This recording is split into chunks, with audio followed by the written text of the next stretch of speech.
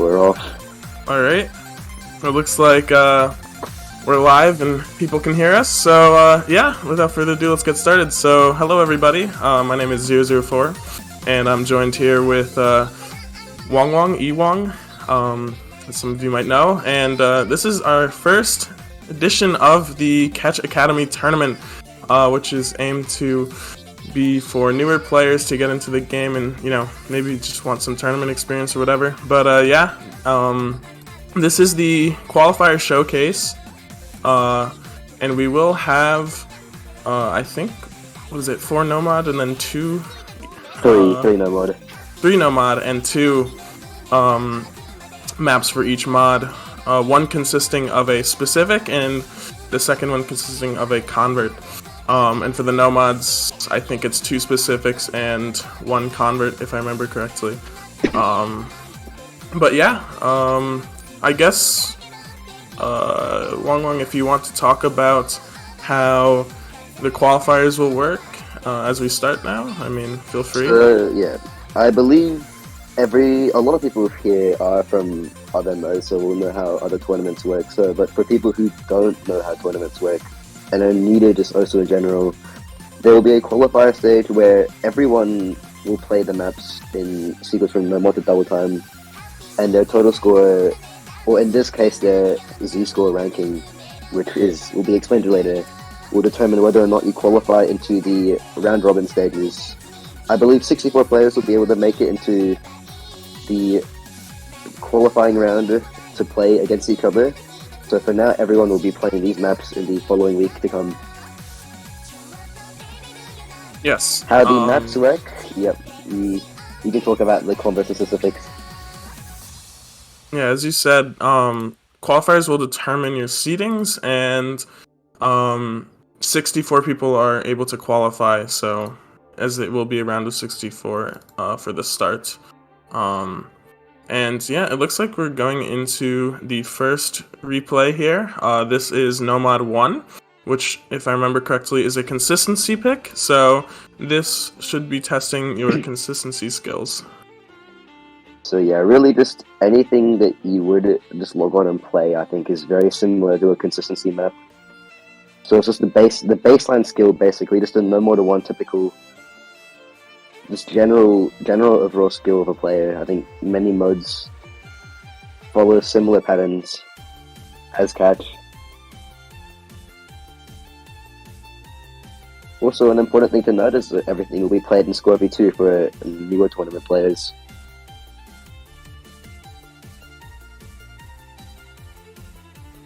Yeah, and looking at another thing here, one thing to keep in mind is circle size and AR.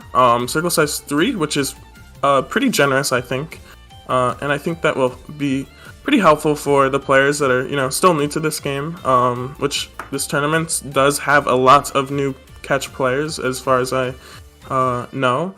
A lot of them coming from Tycho, which is pretty cool. And yeah, AR 8, so very comfy, I think, for newer players. It's pretty low approach rate.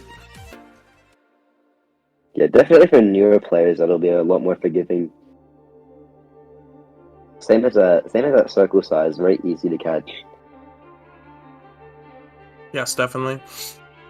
And this is a platter difficulty map. So, what is it? Top platter. I don't think there's any hyperfruits in platters, right?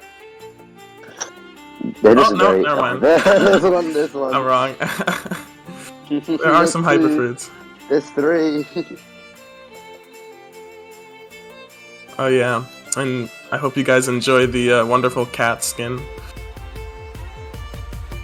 So this you get a short length of 2 minutes and 5 seconds, something a lot more 5-digit friendly, I think.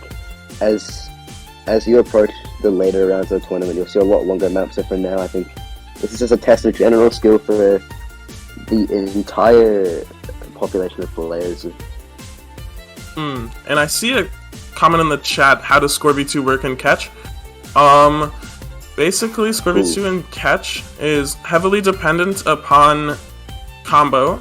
I think more so than AC. AC only counts to like 10 points, but yeah. The same. Well, it's It's almost probably the around the same. same. Yeah, it's probably around the same. But with Squirby Student Catch, chain missing. So if you find like, let's say you miss 3 notes in a row, that will greatly affect your score. If you miss once and you miss space throughout the map, so maybe you miss 3 times throughout the map, that is much better than missing 3 times in a row, essentially. So your goal is basically to just have the highest combo you can, and in a lot of tournaments, I know in standard it's a lot different. Like, I don't know exactly the numbers that would be considered good, but I know that it's lower than catch. Like in catch, good scores would be around 900k to even 1 mil, depending if the map has spinners or not. So, yeah. And yes, There as it is. JLF points out, 200 combo, you build max score. So once you hit 200 combo, you will build the best score that you can, if that makes sense. I'm pretty bad at explaining. So And there it yeah, is. First map. Very simple patterns. Very 3-star platter patterns. Actually, I think it's something a lot of players should be striving to find an FC on. However, we'll see how that goes. Moving on to No More 2. yep. And this is I going to be believe a tech pick. Tech already in fucking. Oops. Tech already in such early stages. Platter tech. So you'll see a lot more control patterns here, a lot more placements. Yes.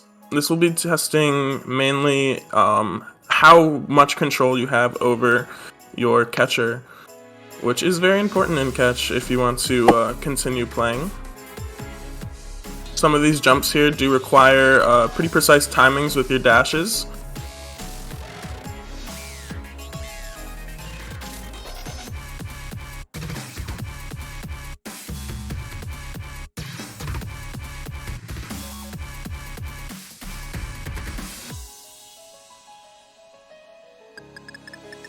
Yep, as Pure pointed out, if a map does not have a spinner, basically an SS would equal 1 million score. I think the spinners definitely matter a lot more in catch because there's not much deviation from accuracy you can get in catch, so a spinner will determine the score quite a bit.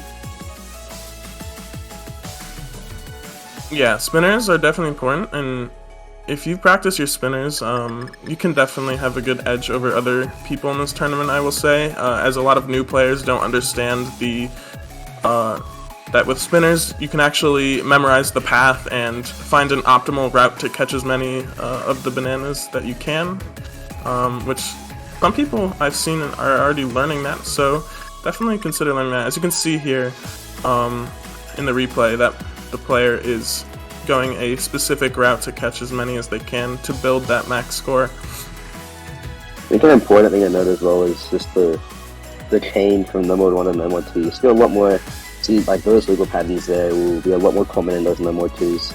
Those tech and control maps. The potential to miss a lot more here. Yeah, that As you final come to the PI end of was the map, tough. it's another spinner.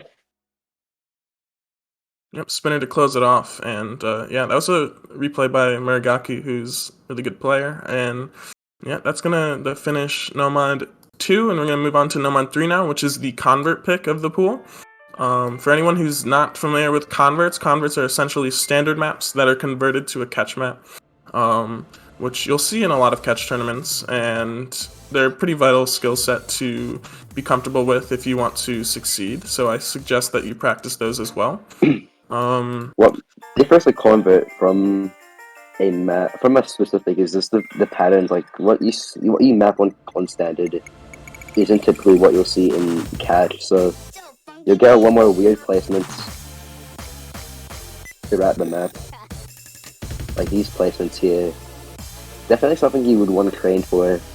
Usually in a pool it will be a 50-50 split. There will be half converts, half specifics.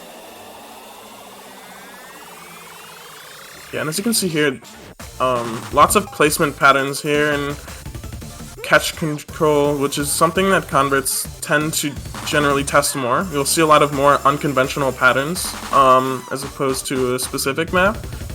Like those bubbles there. Yeah. Yeah, and this is on a little bit of a higher AR side, AR 9, I would assume. might be a little more uncomfy for newer players, depending on how much you practice this mode so far. But definitely something you can get used to, although these patterns that you see here require lots of precise timing and can be a bit challenging with AR9. So there's a lot more tap dashing involved, a lot more specific movement and control. Yep, and as people are pointing out, the star rating here is not the actual catch star rating, it's showing the stats of the standard star rating, so don't pay attention to those numbers, they're actually incorrect. I don't know what they are in standard, but yeah. Generally, it'll go down. I think this one was 2.8, 2.9? Something like that, yeah. And that was a replay by Wong, actually. Nice job with the SS. Early in the morning. Yeah, and that's going to conclude the no mod pool, and we're going to move on to the hidden pool here, which definitely is, I would say, even a lot of more experienced players struggle with hidden, so definitely practice it. It's not like standard or like, I mean, I think it compares to Taika in a way. The hidden mechanics. Sort of like delayed hitting. Except for here's more delayed movement. Also, one thing that might throw off a few players is how slow the fruits move. Being AR 8.3, don't know how much that will affect the newer players, but definitely for more experienced players, AR 8.3 hidden is the bane of their existence.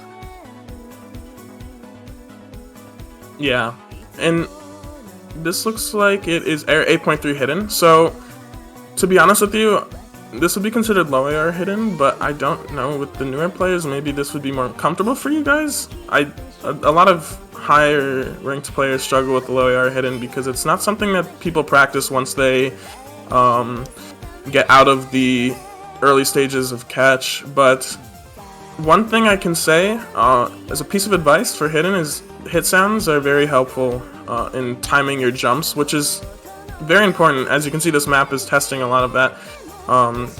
Getting those jumps timed right in hidden is something that a lot of people struggle with, especially on low AR. Where you look as well, I think, is really important.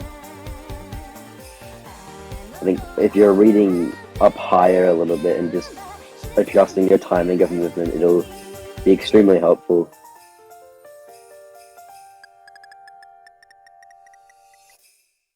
Nice. It's a pretty short map, but definitely something that'll test a few players.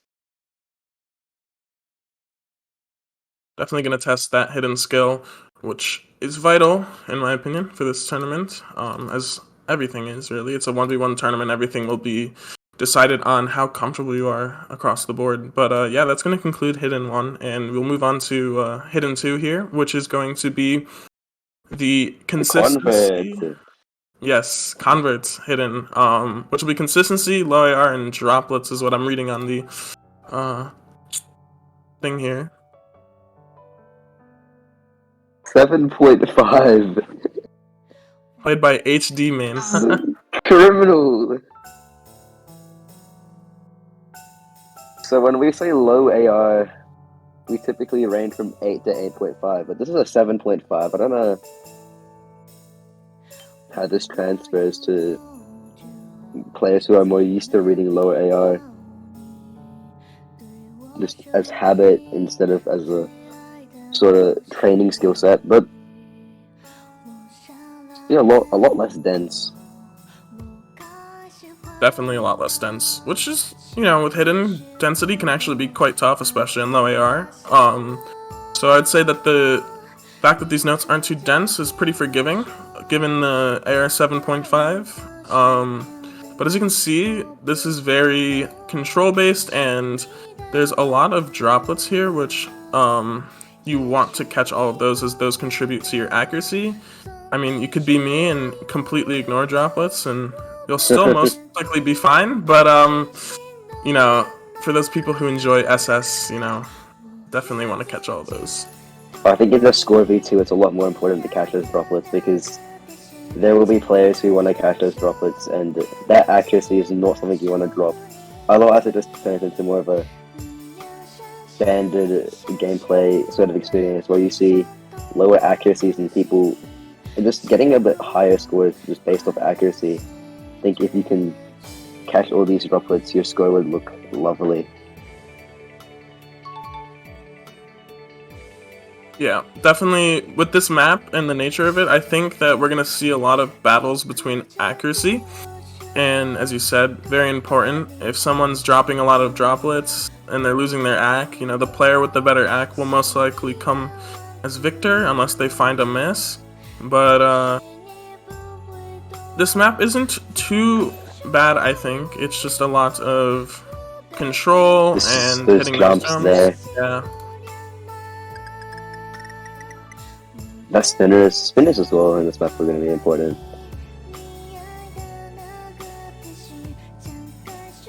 This will definitely test hidden precision more than anything else. How well can you control your platter with hidden incorporated as well?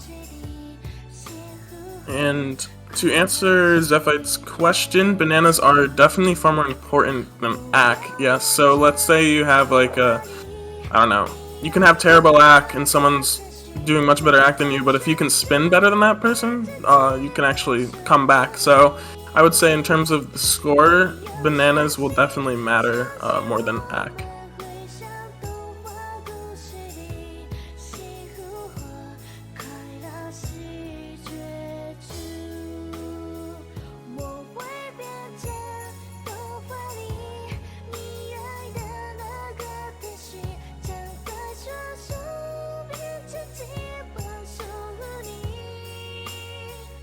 This is a very consistent map. It's very similar throughout the course of the how many minutes. The 3 minutes, or 3 minutes 40 is quite long. But it's a very consistent map, so just getting into that rhythm early, getting into that hidden reading rhythm, knowing how to time your jumps is what will score you a high score and give you the edge in the qualifiers against those other weaker hidden players. Yep. And that's going to conclude our HD pool. And we're going to move on to Hard Rock 1. This is probably my favorite song in the whole pool, to be honest with you. Pretty banger song, not gonna lie. It's a 004 play. Yep, this is a replay by me, so you can laugh at Perfect as well.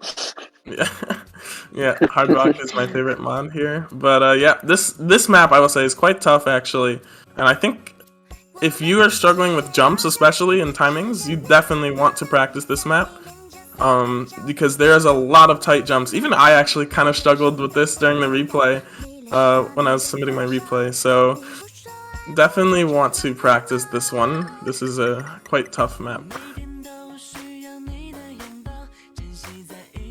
Hard Rock works pretty similarly to how it works in other mods. It'll just speed up the AR, increase the CS size. Like in terms of numbers, so that'll make the circle smaller. And that multiplier is also extremely important. Yes. So combo will mean a lot more, and misses will mean a lot more as well.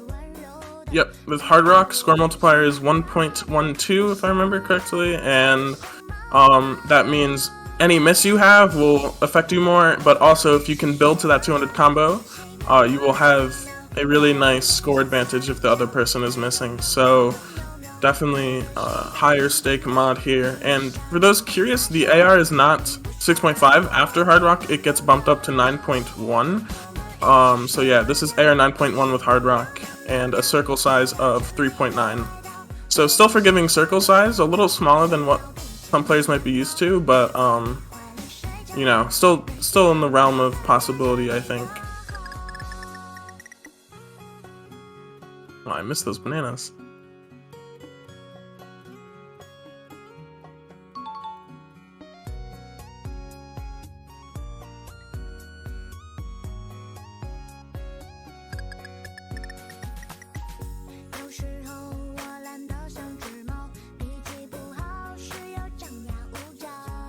See, the thing about Hard Rock as well is that some of these spacings will become a lot more gimmicky, a lot harder to hit. Like these here, just that with that incorporated hard rock, smaller CS size and patterns that would normally look normal, as you would say, in a no mod, just turning into a bit more of a gimmick.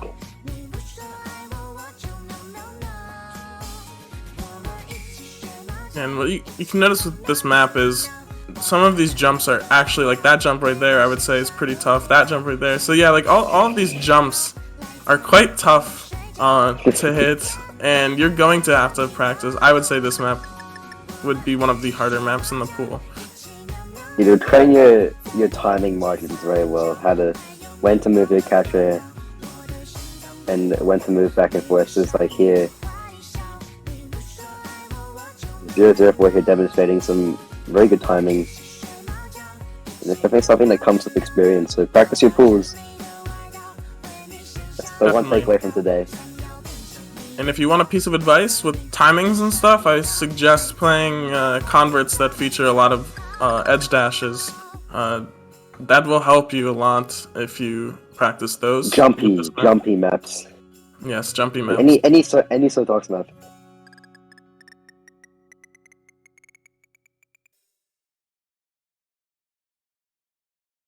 But yeah, that will conclude Hard Rock 1. And we'll be moving on to the Convert Hard Rock, Hard Rock 2. Tighter timed Hard Rock 2.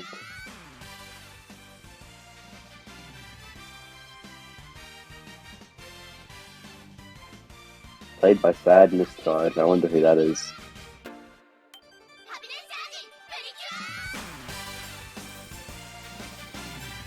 That's a nice name right there. Sadness character.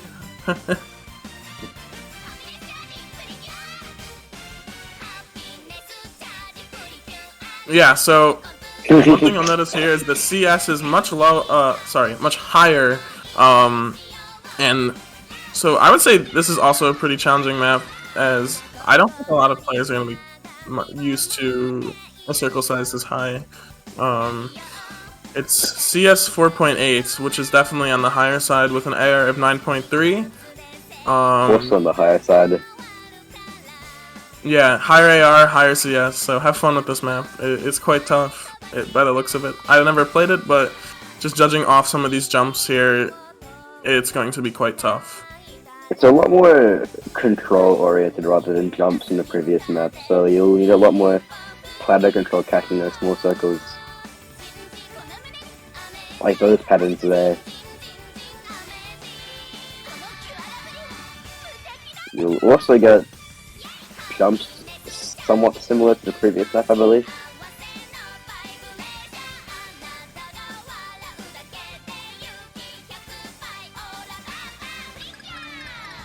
We're just sort of tight timings like those fruits there. Nice replay though, and that's gonna conclude the Hard Rock pool, and we'll move on to the last part of the pool, which will be double time. Starting with double time 1 here. For double time, your catcher has a 1.5 movement speed. Same as dashing. Dashing will also have a 1.5 movement speed from its no mod speed. So definitely a test of control for some of those newer players. A bit easy to get mixed up in the movement speeds. Overshooting a lot, and when you move back to no mod, it'll be a lot of undershooting. So definitely best to practice, get used to switching between the two. Between the time of the qualifiers and your round robin games. Yep. I also don't know why it's showing this as AR9, because AR9 DT is something that I would never expect. I would never expect a new player to do that. I can't even do that. I believe it's AR9 adjusted. Is that? It's AR7 DT. So don't pay attention to the thing there. It's actually AR7 DT. So this will be testing your low BPM reading. One thing with catch is generally BPM doesn't matter too much, but with DT, I would say it matters more because some of the patterns you'll actually have to tap very fast. Over here, though, it's not that high of a BPM, so don't worry about that.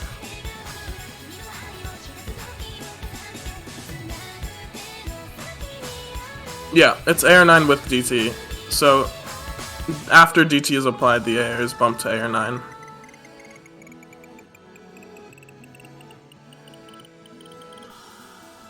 It will basically feel like a normal Nomad, except your catcher will move faster, so it does require lots of control, especially when dashing. Don't forget that last part after the spinner as well. Do not forget that part. Please practice your map pulls. That Yes. will make you perform better. And Alright, final map of the map pool showcase. Double time final 2 the map. convert. I also did this replay. It was a fun map, actually.